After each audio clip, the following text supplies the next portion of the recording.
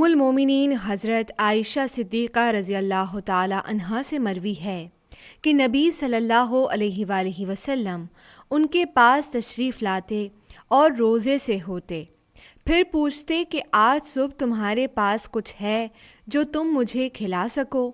وہ جواب دیتی کہ نہیں، آج ہمارے پاس صبح کے اس وقت کچھ نہیں ہے۔ تو نبی صلی اللہ علیہ وآلہ وسلم فرماتے پھر میں روزے سے ہی ہوں۔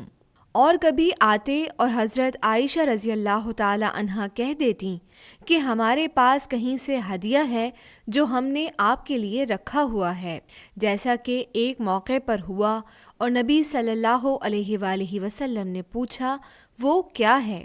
انہوں نے عرض کیا کہ حیث یعنی ایک قسم کا حلوہ ہے۔ تو نبی صلی اللہ علیہ وآلہ وسلم نے فرمایا میں نے صبح تو روزے کی نیت کی تھی، پھر اسے تناول فرما لیا۔